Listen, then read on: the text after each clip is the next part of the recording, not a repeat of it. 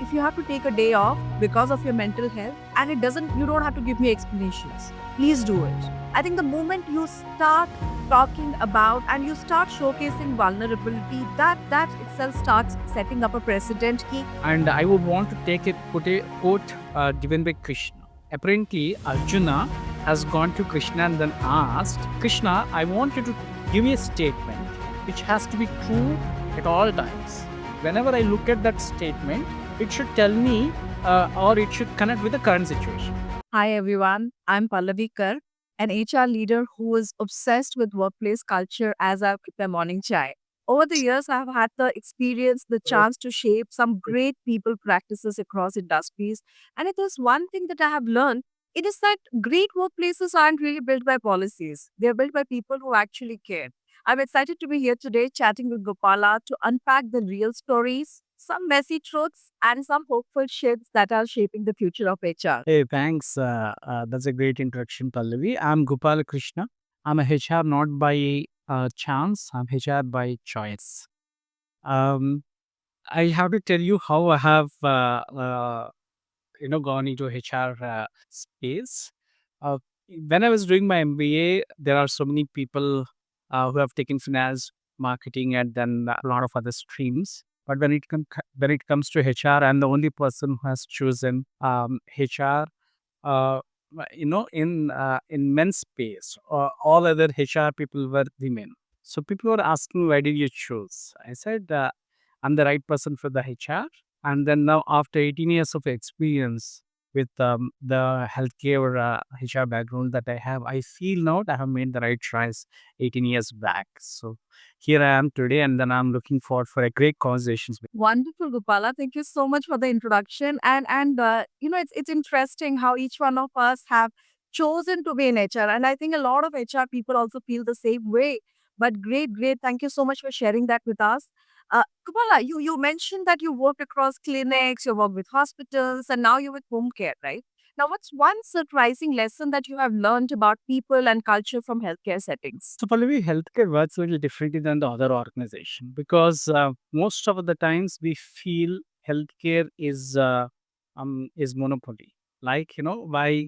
Why? Because when you are actually consult a doctor, if it is not emergency, it is one way. If it is emergency, you don't have a choice. Whatever doctor says, you'll have to go through that, and then you would not go for any second opinion at that point of time. Let us say if you are brought in to a hospital in emergency. So that's where people talk about empathy, and then a lot of other employee well-being things from the HR angle. So I feel one surprising thing that has come across to me is the culture part. Now I just wanted to tell you the story that I have heard in US about 20 years back. Also, there is a survey that was conducted amongst all the clinicians, and then if you know. Uh, People can actually go legal on doctors if they are not being treated properly, right? So there's a legal entity that works very powerfully there. So they have conducted a survey amongst a lot of clinicians where 52% of the people were put on the legal entity, and then whereas 48% were out of this legal entity. So when they have made this survey, they have found out that this 40 to 48% of these doctors, they have spent 5 minutes extra time during their consultations with their patients, which really created a one-on-one interaction and then the kind of relationship that we want to have with the doctor. So this made them put out of that legal space for them, right? So what does it mean? It means that, see, if I'm giving a medication, or I'm giving you anything related to your health, that's fine. But when I'm not able to really create that kind of trust in you that I'm taking care of, which is very, very, very big thing in healthcare industry. And then I'm sure when you are talking about your doctors, you wanted to go to only that doctor who created that kind of trust in you, isn't it? So the culture really plays a very, very vital part. And then nowadays, the doctors in an Indian scenario also, they have started learning this. And then they are not treating the patients as patients, but they're treating the patients as clients. So this is one surprising culture that I have come across, and then this is setting the healthcare of Indian healthcare is setting apart. Oh, that's that very interesting and a very exciting perspective. I didn't actually thought of it that way, but amazing. Thank you for sharing that with us, Gopala. So when it comes to you, Pallavi, and then you have worked across clear, worked across so many organizations, and then you have been recognized as a HR top leader. So, what is one defining moment for you in your career? And if at all you have to define a leadership philosophy for you, what would that be? Honestly, it was not a boardroom or a corporate win for me, which actually taught me. It was a failure. I remember I was once leading a major project, very long back in my career, and it absolutely bombed because I did not bring enough people early on. So I was launching this LMS project, which was a very, very big deal, and there was a lot of investment which had gone in from the organization point of view. I thought I could do it all alone, and having that ego or whatever you call it, but the project actually bombed very, very drastically. But you know what, Gopala, that particular moment, and I still remember, I went up to my CHR and I said that I have failed. I don't know what could I have done better. And she said that take a step back, recalibrate. What could you have done? What were your learnings? And at that moment, it actually taught me that strategy is very, very important. But storytelling and alignment are everything. So now my people's philosophy is very, very simple. I listen deeply, I act boldly, and more so ever, I lead like an actual human being. For me, the policy is very, very simple. People first, always. Right, right. So, when you're talking over people first, I'm sure it is more triggered with the performance of the people, right? So, you have built high performance cultures across industries, and then if at all you have to name one practice that really made a difference for you, regardless of the company size, or the sector, whatever it is. So, what would that be? One practice that if you want to talk about. Sure, sure. I think it's a very, very good question. My simple answer on that would be, make feedback a ritual, not a reaction. I think it is irrespective of industries, it is irrespective of your company size. And I when I say feedback, I just don't mean performance reviews. And then check-ins which are actually real, like two-way and focused on growth and not just the goals. Now, whether you are in a startup or whether you are in a legacy firm, whether you are at one of the FANG organizations, regular, honest conversations actually build trust. And I think trust is the only shortcut to performance. But Gopala, I think we've been talking a lot about me. You are somebody who's led a lot of large scale HR transformations. How do you ensure that people feel connected during rapid organizational change? That can be very tricky, isn't it? So, what happens, So, whenever there's a HR transformation or HR change that we wanted to be having your organization, what I have realized in my personal experience is the clarity on what is a change. So the communication is the key. Most of the times we think that we are communicating enough, but I feel whatever you communicate, it is lesser than what it is supposed to be. So I always keep telling that over communicate. So whatever amount of communication that you are doing, it is not good enough, especially when you are trying to embrace the change. And then naturally there is you have resistance to a change by the people because you already got used to some kind of things, and then you're working from your comfort zone. And then if you want to break that comfort zone and then embrace the new change, is difficult to for a lot of people. So I feel communication is the key, and then, as you rightly put it, the trust, builds the communication. Now, I work on 7 steps of teamwork where, communication is always relied on the trust. So, when you trust a person, the way you communicate really, matters a lot. And then I have seen my own people also when I'm trying to communicate with them, especially when they have trust on me and when they don't have trust on me. I can clearly see the difference, how it works. So, even I agree to your point that trust is a deciding factor between a person who can do the task and then the people. It can very balance very well. That's what I feel. true. I think, you highlighted a very, very crucial point here, Gopala. Like communication, I think, is one of the most underrated, but one of the most important competencies that anybody, irrespective of whichever level you are in, whether you are in an entry level, whether you are in a mid management level, whether you are in a senior level, you have to communicate. And that's the only and only way to build trust. And I absolutely love the philosophy that you have, like communicate, communicate, communicate, over communicate. It's Yeah. absolutely fine. Yes. I, Yes. I go with the same idea. Yeah. So, in the same line, if I have to ask you, Pallavi, the approach that you are making as a HR strategic partner to business, especially when you're scaling them rapidly, do you have any personal experiences that you wanted to share with me? Interestingly, Gopala, uh, the way HR has actually shifted perspective over the years, and especially after the COVID situation, it's a very, very interesting space that we are all working on together at the same point of time.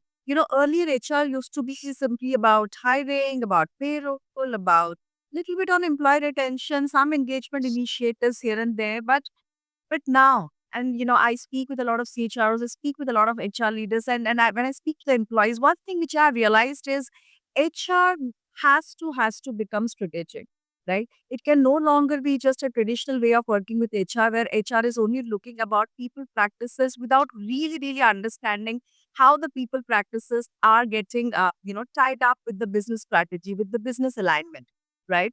And HR can only and only become strategic when we stop, and I repeat, when we stop asking for permission and start talking about the language of impact. Instead of asking, how can I be a person who's getting a seat on the table? I mean, just walk up and say, this is the data, this is the solution, this is the outcome. And the moment you speak the language of impact, the narrative changes. I mean, personally, for every people initiative that I take, I ask, what is the one business lever that we are moving? How is it going to impact? Is it going to bring me better, business? Is it going to reduce my attrition? Is it going to change my people behavior? Is it going to be something which is going to help in my culture? I mean, depending upon how I want to do it. And a very, very critical factor is HR cannot build in isolation. HR has to be a business partner, just like every business leader has to be a people partner. So I don't build in isolation. When I say I mean my team. I co-create with business heads. Now, the idea is very simple, Gopala. I think when you walk into a room with clarity, with courage, as well as with the idea about what is the impact that you want to create, we stop being support and we become the solution partners. This is something which has worked very well for me. What are Yes. your Yeah. thoughts? I have a continuing question to that. So, when you're trying to create impact and then you're going with your data and then you're trying to convince your management and you want to really play a crucial role as a HR strategic partner in the organization goal and to take the participation in the organization goal. But there are going to be so many hurdles in this, right? So, and then most of the times we have seen the management also is not going to really agree unless until they are convinced more than what data speaks. Sometimes there's something called gut feel, and then I feel there are good enough people where they go by the gut feeling instead of going by the data. So did you come across anything like that in convincing your management and then really made an impact as a strategic partner? Absolutely. In fact, Gopala, thank you for that question. My basic background is L and OD person, and that's how I moved into HR. But coming back to the question, one of the most important things that I do when I go about and present a solution, first and foremost, do I understand the business problem enough? Do I have enough clarity to be able to put it in a way where I can show, hey, this is exactly where I can support. So I think defining that problem statement becomes very, very critical. The second part of it is, of course, the audience. And you're absolutely right. When it comes to a management decision, there could be different rationales why people take decision. There could be gut feeling, right? There will be some people who say, unless and until you talk to me in terms of data, I just won't even look at it. And then there are some people who we have to talk to a little bit on the emotion, so people have different rationals about how they take decision. Usually my presentation is a combination of all three.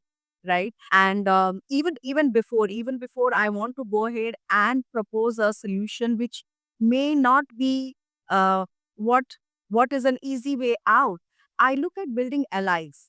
So for example, let's say I want to do a presentation which is going to be a massive change agent. So even before I go ahead and do a presentation in front of my department heads or my function heads, I go ahead and I run the presentation through some of the critical allies who I know are going to back me up, right? And I say, hey, this is what I'm going to look at. Tell me, does it apply to your thoughts? So even before I walked into a room, I have my allies, and it's very, very important to understand who is the sponsor of this particular thing. Is it the function head? Is it the CEO? Is it the board member?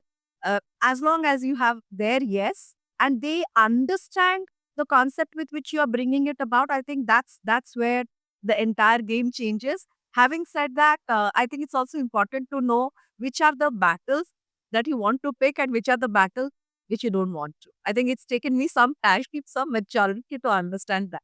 I hope I've answered your question. Yeah, yeah. So that's what is happening in the recent times. You are trying to get the influencers, like your Instagram influencers, where they talk about your product and then you're marketing it that way. I think yeah, they have to really fight for the influencers in our organization who can get our work done. Yeah. Gopala, I think while we are talking about performance, while we are talking about strategy, one of the most key factors which gets missed out when we talk about strategy, when we are talking about, ensuring that organizations succeed is the mental health, right?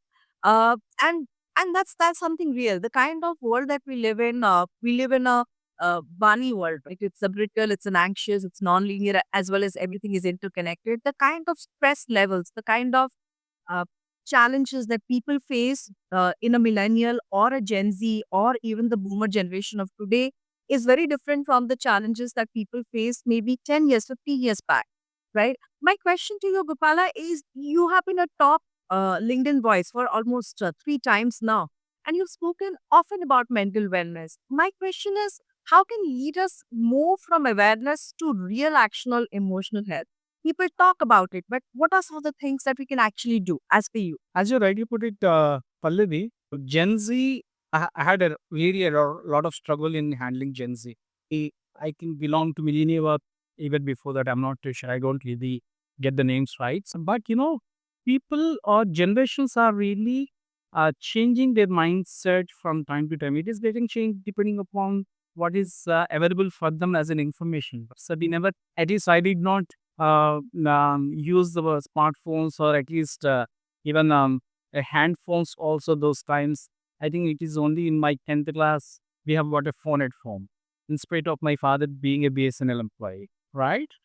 So we did not know so much of information. Now the information is just passing like anything. Every information available in internet, and then just in the your tip of your hand in fingers, all information is available. Convincing is very very difficult. At the same time, with so much of information flowing, emotions that you have, the kind of stressors that uh, you know, uh, you are going to undergo is horrendous. And one more thing is 2020 has really made us learn a big lesson, right? With COVID coming in, especially we being in a healthcare sector, and then we had to really work 24 by 7, and then all the organizations, other sectors have started giving a work from home, and then work from home has become a big thing, as a revolutionary thing in the market. And all of the people, including healthcare to some extent, we have adopted work from culture. But having said that, the clinicians and the clinical staff, they cannot work from home, right? They have to go to the hospital, or they have to go to the clinics, or just like in what I'm doing right now.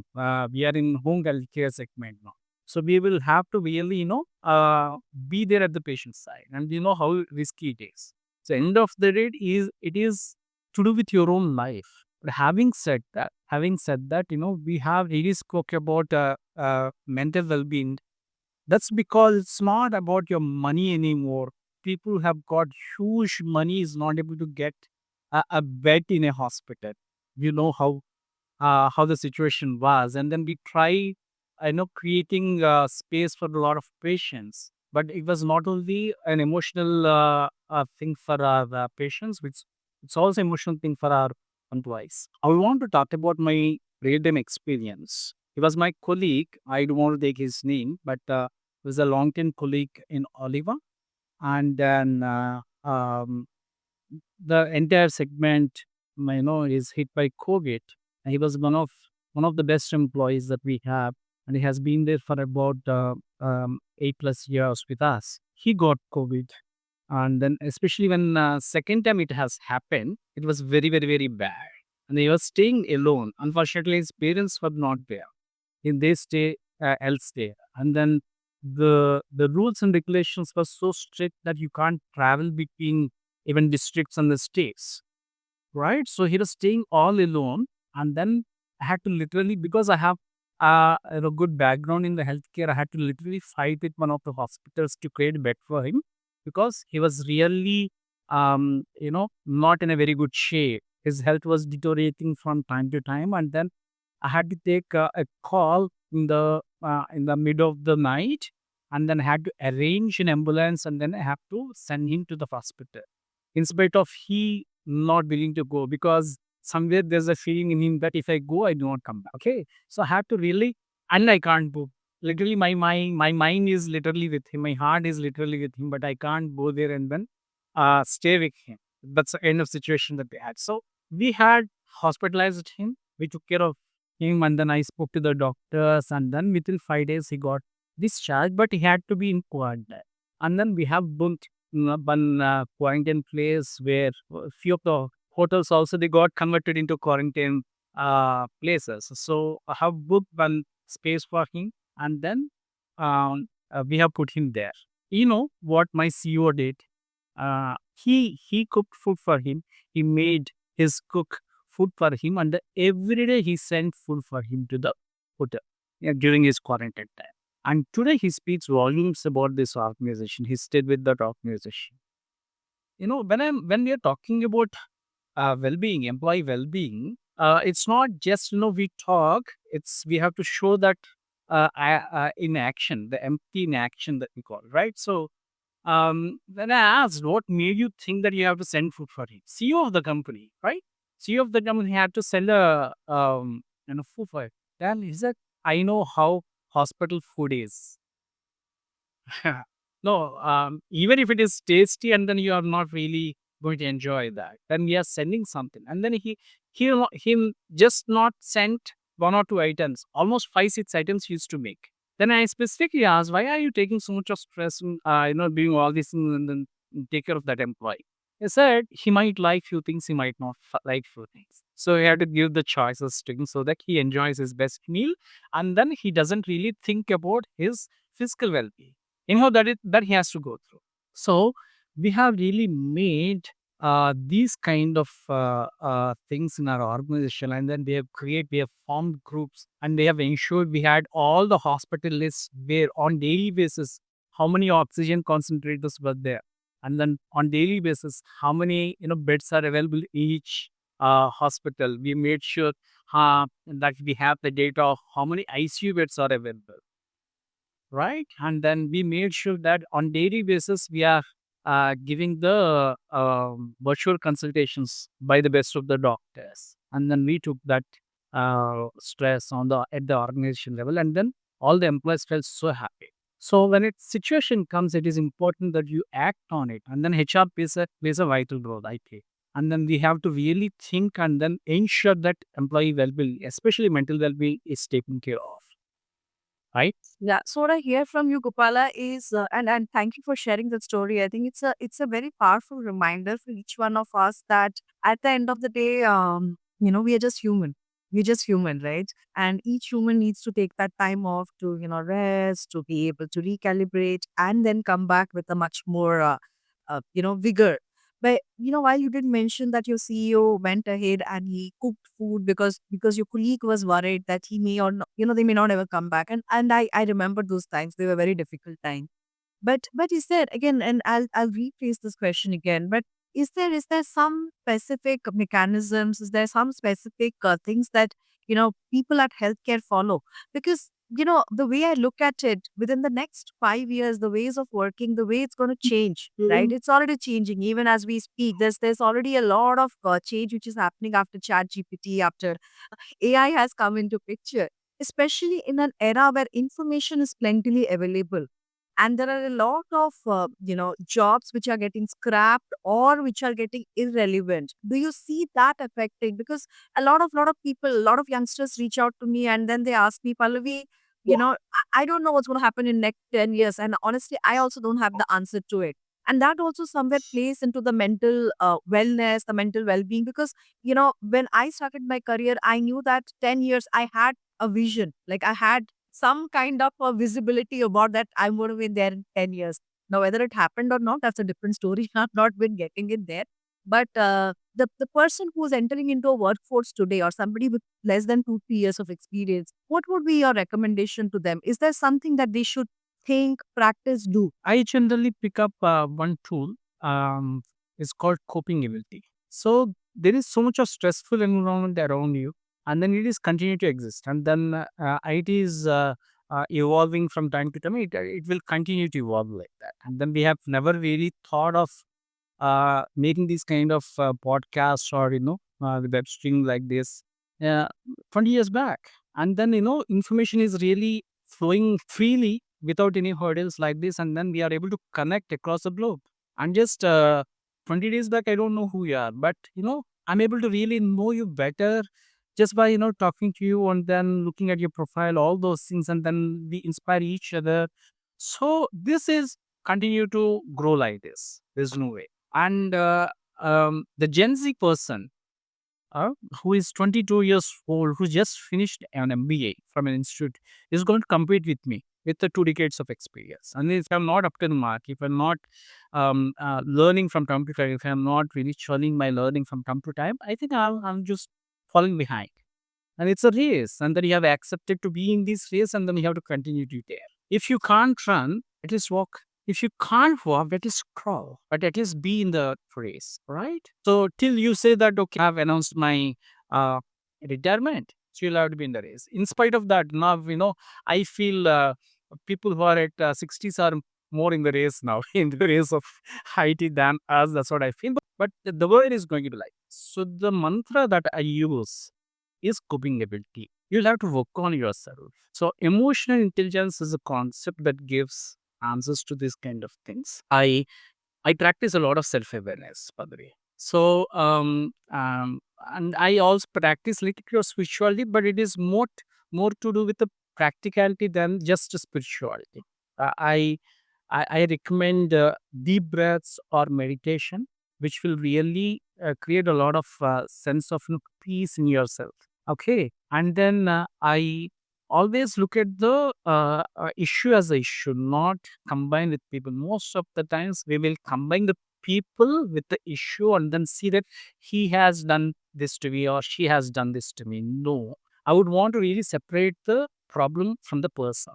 And the most of the times we can't do this. That's the reason it creates stress for me. And I would want to take a quote given by Krishna.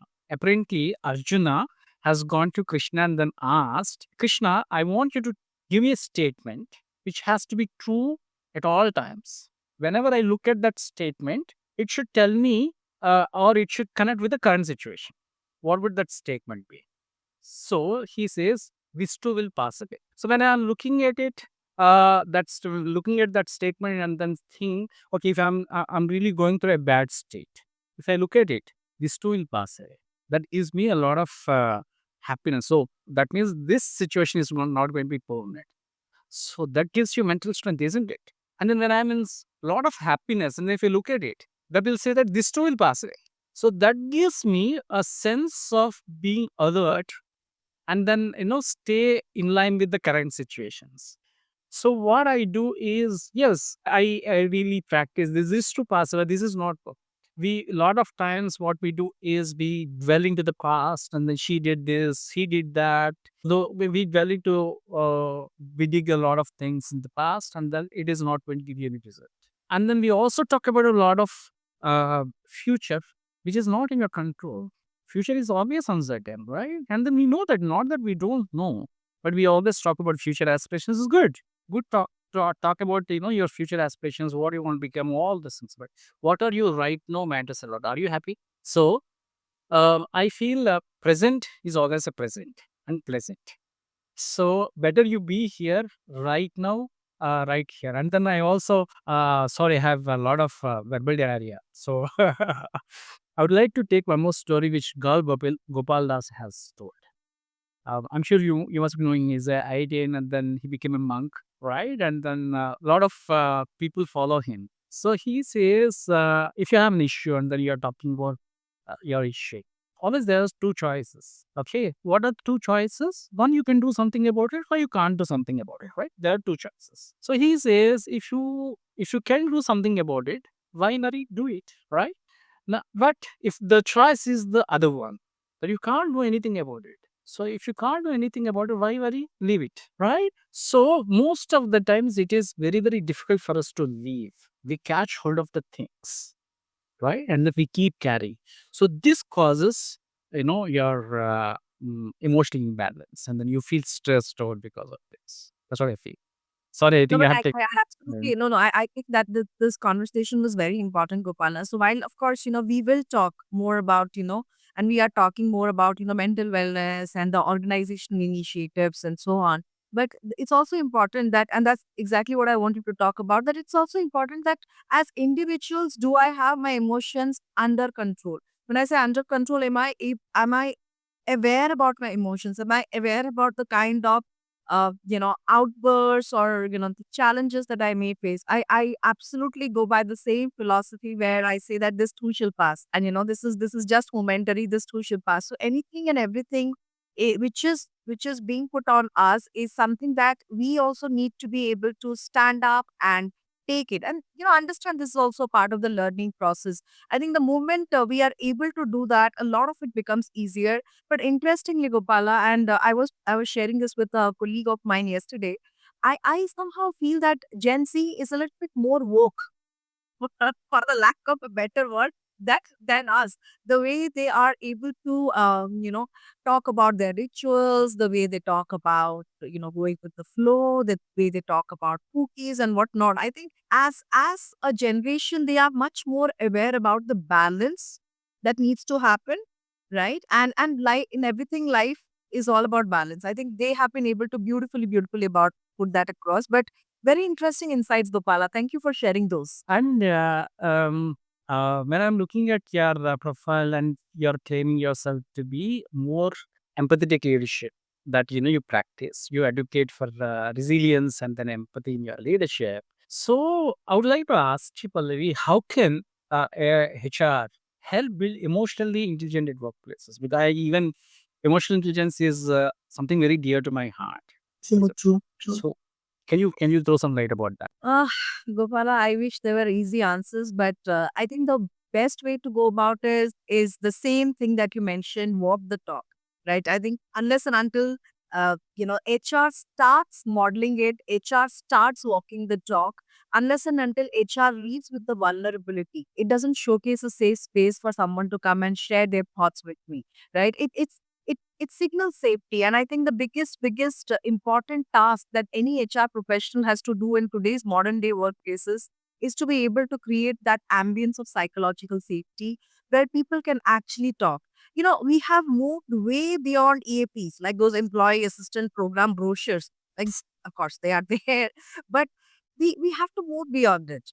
We have to talk about things which would bring about real change. Now, while we did speak about, from a personal point of view, how you're going to manage your emotions, how you're going to manage your expectations, but it's also about how do we train, managers in empathetic conversations. Now, as a HR professional, I can have an empathetic conversation, but if I don't train my manager to have an empathetic conversation with the employee, they go back to the same rut, right? I think that mindset that anything and everything which is people related has to go to HR, that mindset has to shift, and it is shifting even as we are talking.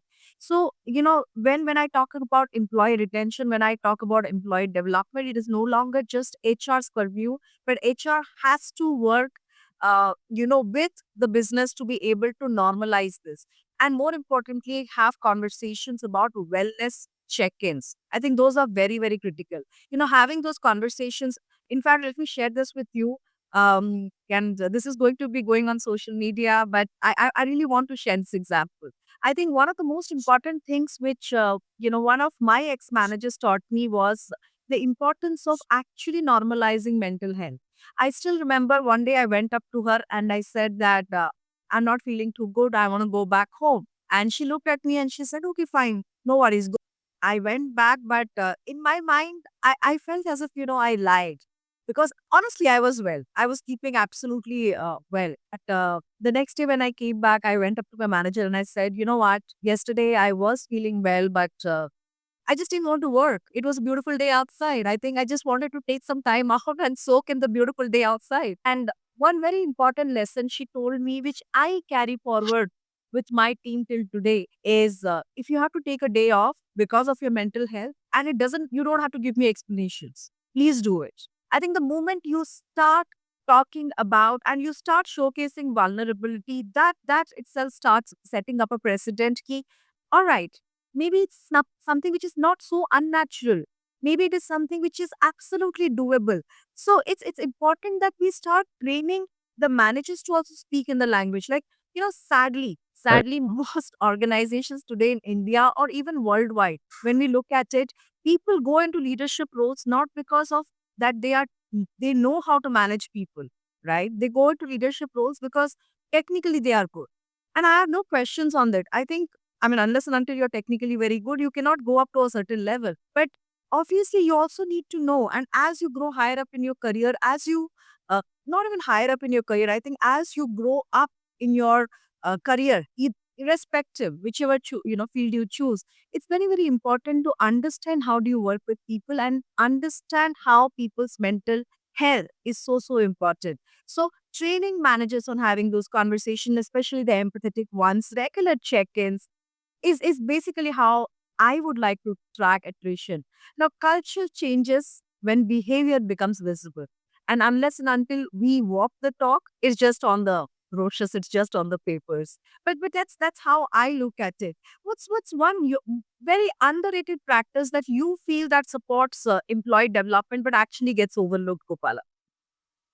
That's a very challenging question to me. I feel budgets.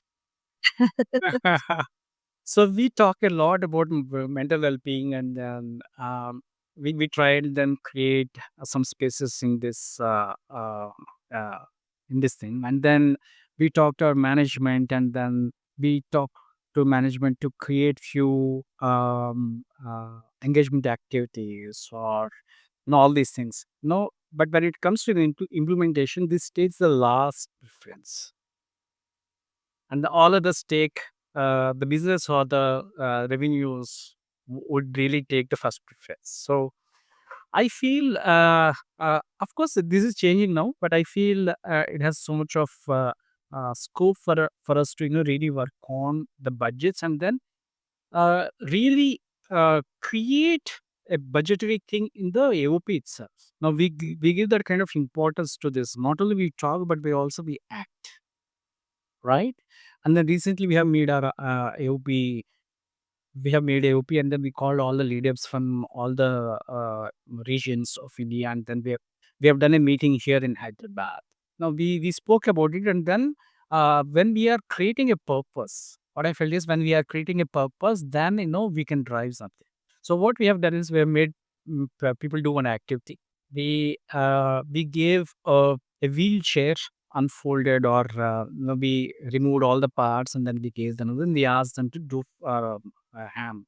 We rearrange it. Okay. So people have come and then they did it. Then they asked us, "Why did you ask us to do?" Okay. Then I said, "Okay. Then why did you even do it when without knowing the purpose?" Right. So then they said, "Okay, fine. You tell us." Now they have uh, made the entire thing, and then they made it ready. And then I said that we are going to donate to the off race. So when you know the purpose, the way you do things are going to be little different. When you don't know the purpose, the way you handle things are going to be different, right. So what I want to do is we have to create purpose in what are the outcomes that we can bring as a HR when we are talking about employee well-being. So then we are able to show. of the purpose, I think management is going to agree to these kind of budgets, and then they give a lot of value to these kind of things. That's what I feel. So, um, uh, when I'm talking about this, do you have something to say about, uh, any purpose towards these things? Do you have anything in your mind? Gopala, I absolutely agree with you there. I think, employees are more motivated when there is a purpose to it. It's an absolute truth. And I'm not even questioning there. I think it's important that, management and, people and organizations basically actually wake up and understand that we are into the people business. And when I say we are into the people business, each and every one of us is into people business, right?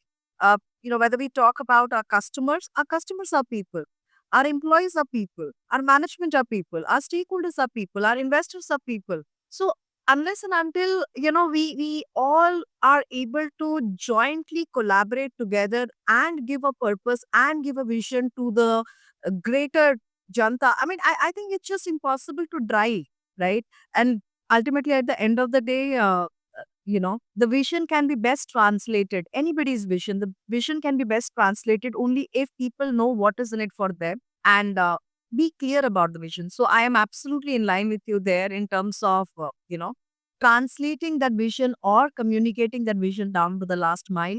Again, we come back to the same thing: communicate, over communicate if required, communicate.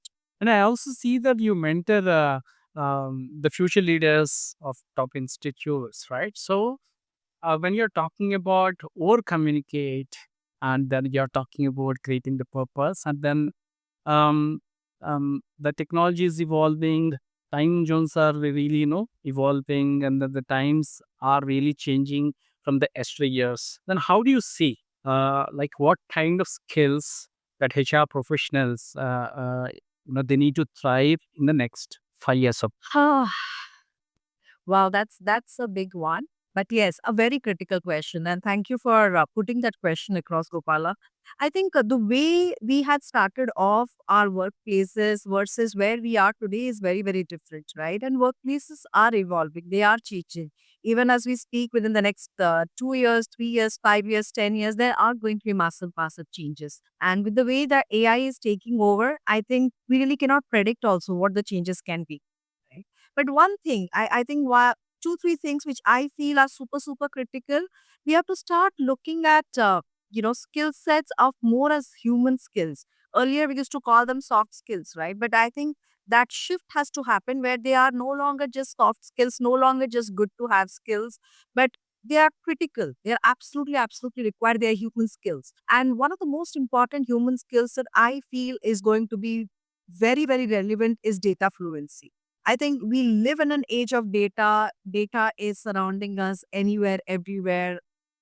We need to be able to understand data. We need to be able to speak the language of data, not to become analysts. I'm not even getting in there. But it's important to be able to understand data because each decision that you make has to be driven through data, right? So that you can drive those decisions with better credibility, with better clarity. And now decision making is no longer just in the purview of a select few. No, each and every one of us takes decisions every day, isn't it? So how do you use data to be able to take decisions is going to be very, very critical to the next level of workforce. That's one. The second thing is storytelling. I think storytelling is non negotiable. I think it is very, very, very, very important. And as we become leaner and leaner, and the workforce becomes leaner and leaner, it's also being able to tell your stories, right, in a way where you're able to influence people, where you are able to influence management, where you are able to influence employees. I think if you have to be in HR, you need to talk about influencing. And interestingly, influence does not always come because people are reporting into you or people are working with you, but yet you need to be able to influence. As a HR professional, can you go up to the CEO or the board and say, this is what needs to be done? I think that's the second most critical thing. And the third one, which I think is very, very important, is curiosity, right? Agility is not a trait, right? It's a practice. You have to be agile. I mean, we talked about it, right? Where you said that within the next 2 years, 3 years, somebody with a Gen Z will probably come and take over where we are sitting right now. So unless and until I'm agile, I cannot manage or I cannot grow where I am growing. And that's a practice. But the future will actually belong to those HR folks who can marry technology with empathy, uh, and build systems, that actually scale by taking into account the soul, the people. So unless and until you are curious, unless and until you showcase that, hey, you know what, whatever I have learned today may not be enough. I still need to maybe unlearn, break, relearn. Unless and until you are very, very clear about that, I think this is not a profession that you can make your career in. But that's how I look at it. What are your thoughts on this, Gopala? Very interesting question. Yeah, so I feel next 5 years, if you're talking about one mind shift that I want to have is emotional intelligence. A lot of people, this is very ignored thing, and then nowadays people are talking about this, but when people are trying to put it in the practice, I'm not really sure whether they understood uh, in the real sense. A lot of people are getting confused with mm, IQ vis-a-vis EQ, right? IQ is only tip of the iceberg that you can see in the ocean, but EQ is so much inside, and then it is very, very important for us to understand. So unless until you practice this, people are not going to have healthy relationships, right? Stephen R. Covey talks about the same thing in his highly effective 7 Habits of Highly Effective People, right? I'm sure you'd have gone through that book. Okay, he says that you'll have to do emotional bank deposits for you to have very good relationship with the people, and ultimately, it is going to really help the people to have very balanced emotional well-being, right? So but very, very easily we ignore, and then we pass comments just like that, and then we try to say that no, he's not up to mark. We try to give a public performance appraisal. So all these things are there. So we'll have to really avoid all these things, and then people have to start working on the emotional um, intelligence. That's very, very important. Um, I want to quote a shloka from Gita, which talks about emotional intelligence a lot. A lot of times we lose ourselves. Sanghas pesha pajayate bhavati sammoha sammohat smriti bramsha Smriti-bhrangshat, buddhinashat pranashyati. So these are the two shlokas in the Sankhya Yoga of Bhagavad Gita. So I don't want to look at Gita as a spiritual book. I want to look at it as the practical stuff that I can actually uh, take from those verses, right? So he says, Dhyayato Vishyan Punsara. So the moment you contemplate on the same thing again and again, Sanghas Deshavajayata, that means you get associated with the thought. You have an association with the thought. Sangha means association. Sanghat Sanjayate Kamaha, that means the kind of association that you have with that kind of thought will create a desire in you. And then desire leads to destruction. How? Or you get angry because of the desire. How? When your desire is not being fulfilled, you'll get angry. Isn't it? So, Kama Krodho Vijay, that's what he says. Kama will lead to Krodha, that means anger. The desire will lead to anger. Why? Once the desire is not being fulfilled, you will get angry. So what happens when you are in emotion of anger? And anger is supposed to be the strongest emotion of all the other emotions, right? So when you are angry, you don't know what you do, and you utter one word, and it will be remembered for ages, right? Even my mom says after 40 years of her married life, she says that your grandmother has told me this. Then I came for initial days of my marriage. So people remember words like anything. Krodhat bhavati samoha. What happens in the anger? Cloudy. There's a cloudiness in your mind. Samoha is cloudiness. You don't know what is right, what is wrong. So samoha, smriti bhramsha. Then you lose all the good memory. Whatever is the good thing that you have done to that person in the past, that will be erased, and then he will remember only this part, right? Samohat smriti pramsha buddhinashaha. And then he talks about how you lose your discrimination power, right? Because you are in the emotion, and then you talk very ugly with the people, so you lose your discrimination. You don't know what you're talking, whether it is right or wrong. You just utter few words. Buddhinashat pranashyati. The moment you utter these things, and then you are going to go for a toss with the relationship of that person. So how important it is for us to have the relationships in the era of AI. AI is more important than AI, according to me. AI is okay, fine. It is continue to evolve. At the same time, parallelly, you'll have to have even your AI evolving with all the people. That cannot be replaced, right? So I feel that is very, very important thing. And then before we close out, I would like to ask you rapid fire questions, Pallavi, if you're okay with that. Okay. Sure, So, go on. leadership mantra that you live by, Pallavi? Lead from the front, but never forget the flow. Okay. Okay. One HR buzzword that you'd love to retire with? Human capital, because we are not banks managing assets, we are stewards of human capital. Okay. Your go-to wellness ritual? My early morning chai and my journaling, non-negotiable. With Adrak or without Adrak? By the way, even I love chai with Adrak, with ginger, yeah. So a book or podcast that deeply influenced your HR journey. Many, but maybe Radical Candor by Kim Scott, because truth and care can coexist. I think we'll have to do one more podcast on this book. We'll do that in future. So, yeah, what would you be? I don't know, maybe running a bookstore by the mountains, talking to strangers about stories, about strategy, and maybe teaching a little dance to them here and there. But that's just doing. Okay, but I also heard that you're an artist. I'm a classical dancer. I'm an Odissi dancer. If I was not in HR, probably I would be running a bookstore. I would be an Odissi teacher. I would talk to people. I would meet interesting people, hopefully, talk to them about what their stories are, journal a little bit more. But I think it's going to be an exciting life, irrespective of whether I'm in HR or not in HR. I think that is going to be a stress buster too, I feel. And I personally feel artists are more relevant to the HR space. That's what I feel. Because they can be more empathetic conversations with artists because they understand nuances of the emotions of the people. Really great talking to you, Pallavi. I really enjoyed talking to you, knowing you. And I think we have to meet once, even personally too, I think. We have to. But I think it's time for your rapid fire. I'll just ask you a few questions and maybe repeat those same questions if that's okay with you, Gopala. Sure.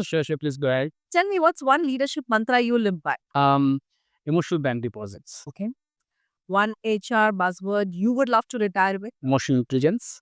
What's your go-to wellness ritual? Music. I'm a musician. Wow. So music is my wellness ritual and it happens on daily basis. Okay. Tell me about a book or a podcast that has deeply influenced your HR journey. 7 Habits of Highly Effective People, 7 Habits of Highly Effective Families by Stephen R. Lovely. Okay. And if you were not in HR, what would you be doing? No. I think that's how we connect, right? So, Yes. Gopala, on a final note, like if you had the power to redesign one workplace practice for good, what would you keep and what would you completely reinvent?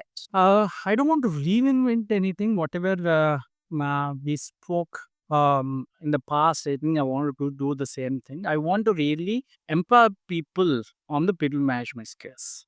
A lot of times, as you rightly mentioned in the past, people are more technical, and then that's how they went up to the ladder of leadership positions. But it's not good enough anymore because uh, dealing with people is not just like you're using your chat GPT or AI. It's not that. So you're talking about the emotions of the people. So you have to be more empathetic towards the people conversations. So I believe in something called servant leadership. So when you're talking about leader, it is no more that okay, there's a top-down approach where you tell something and then people listen to you, like the S boss kind of thing. That is no more there as a culture. So you'll have to really pick up servant leadership and then ensure what your people wants down the line, and then ensure that they are being empowered in their roles, and that's when you can actually expect the right outcomes for the organization. So I feel empathetic leadership and then servant leadership is something that they are the key for you to get the better outcomes. Wonderful, wonderful. I think it's been a very interesting conversation. Thank you so much. Good to know. Good to know you as a person, and then as a HR, and then we belong to the same community, and then I thoroughly enjoyed the conversations today. Thank you so much. Thank you.